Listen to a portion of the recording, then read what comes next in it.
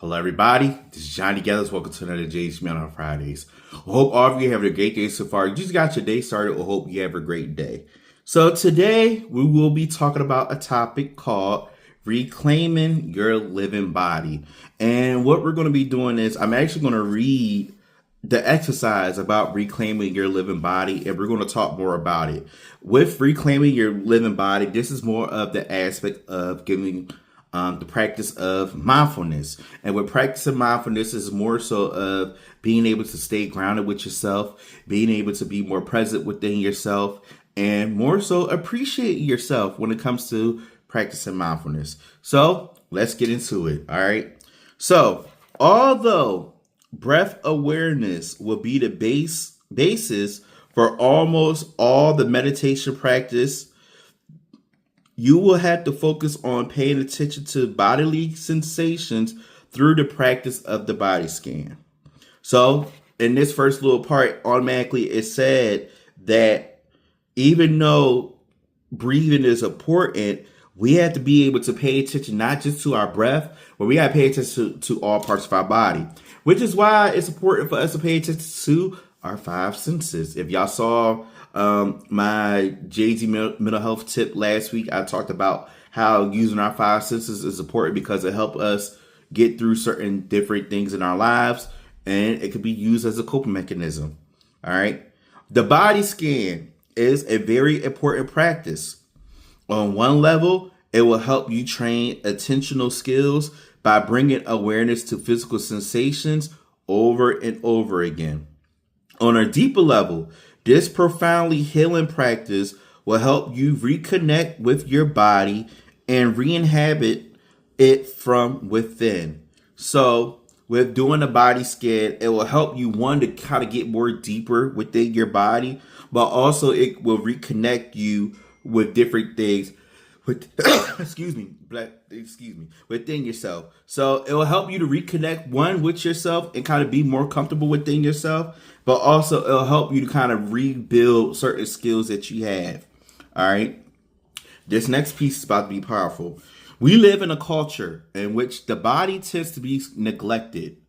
From a moralistic age in which the body was conceived as a prison for the soul and the source of all sin, we're now shifting to a highly technological era in which our virtual lives seem to be taking more space than our real lives.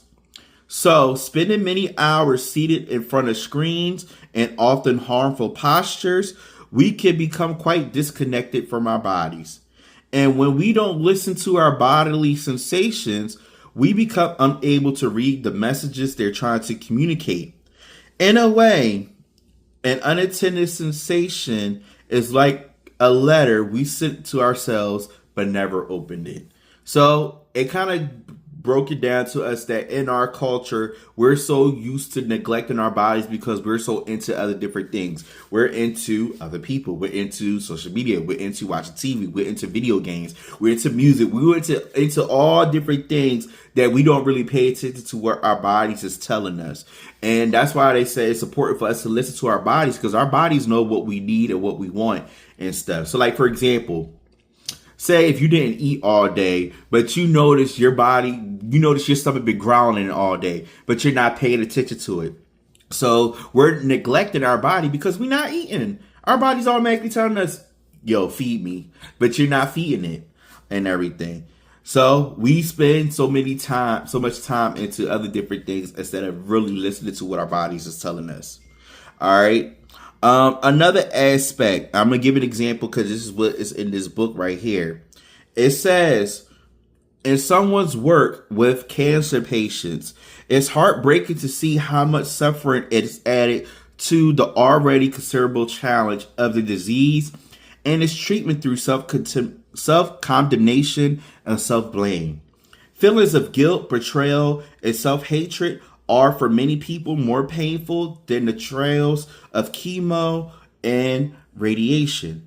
Hundreds of cancer patients have gone through the program that you are embarking on, and we've been amazed time and time again that the power of mindfulness to relieve the mental and emotional suffering that is added to the experience of cancer.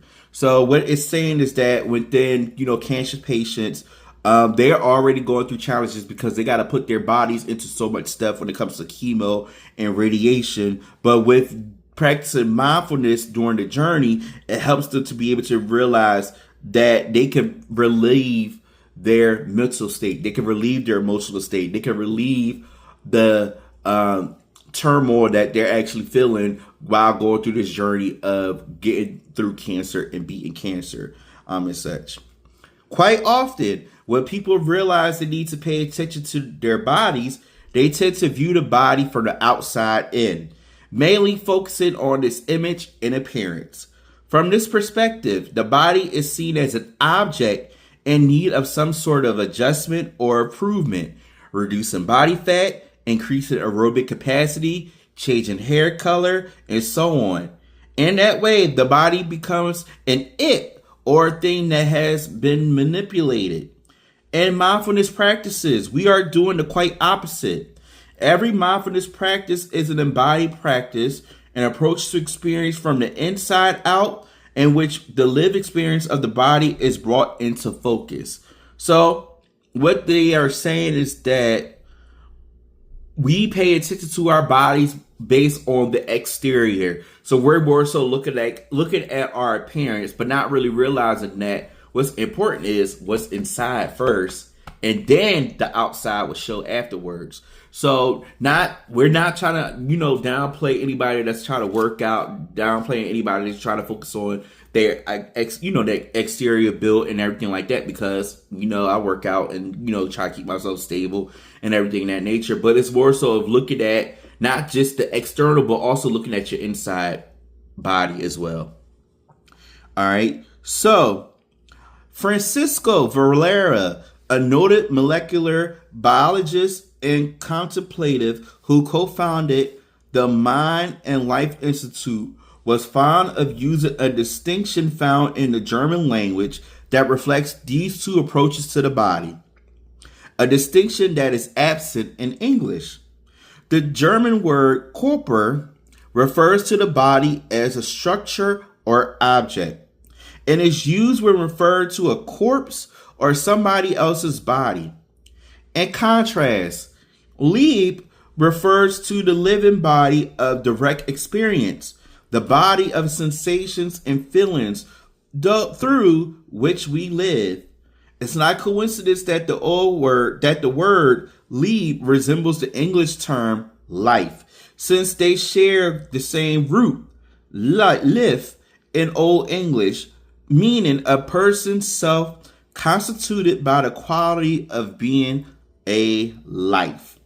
Notice the contrast within the word body, which comes from the Old English bodig, barrel, meaning barrel or cask. So what they're saying is that within our language, we look at the word body differently because we're looking at the different aspects of body. But within the German language, they look at the word body as feelings. They look at it in that way. And when it comes to life, the word life, they look at it more so of ourselves being the life and not focusing on the aspect of our life is going through life and then passing away.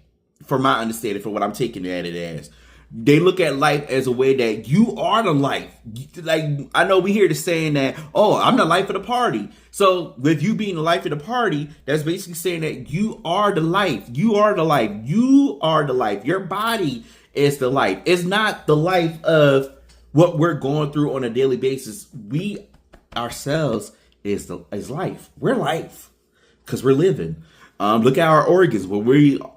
Our organs keep us moving. Our organs keep us, having life. If our organs don't work, yeah, we're gone. We're dead. All right. So by practicing mindfulness awareness, our bodily sensations, we actively reclaim our bodies as a precious dimension of life, even during a serious illness, slowly learning to tune into our experience and move away from the objectification and manipulation of ourselves. So based on reading this, And talking about reclaiming our living body, the coping exercise I want to leave you with today is your body is not an object. And I know that's powerful in itself and everything, but it's meaningful because our body is not an object. In life, we always see that we put our bodies into so much pressure and we beat ourselves up. We get drained, we get tired, we do all this and that and the third, but not really realizing that our bodies is important. Our bodies is part of life. We are life. So we don't have to look at our body as an object. We got to pay attention to our body being an actual feeling. Our bodies have feelings, which is why it's important for us to listen to our bodies. Because when we don't listen to our bodies, we are neglecting our bodies. And that's on. So overall, look at your body as a, I know we hear the saying that our bodies is a temple. Yeah, our bodies is a temple because our bodies have feelings too, just like how we have feelings as ourselves. So look at our bodies as not an object. And we could take it a little bit deeper because most people look at, when it comes to our bodies being the objects, they might think of it as a way of, oh, people's using me for my body, people using me for my body, people using me for my looks, this, that, and the third. But when you build more mindfulness in yourself, that will give you more the ability to say that, no, my body is sacred. My body is pure. My body is not an object for other people to play with, So, other than that, that's all I want to leave you with today. If you have any words or topics that you want me to address with JG on Fridays, you can contact me on Facebook, Instagram, LinkedIn, YouTube. Don't forget to subscribe to my YouTube channel to check out the videos on there. Also, go on my website through which to check out the videos on there. Learn more about me. Check out articles I did for Health Living Magazine. Check out podcast episodes, different things I've been on, and ways to connect me for speaking engagements and other opportunities. As always, I appreciate all of you for your love and support. And now I'm going to leave with the closing message. Reflect on the positives, plan ahead, and relax. RPR. Take care of yourselves. Stay safe. Be well. Be blessed. And peace.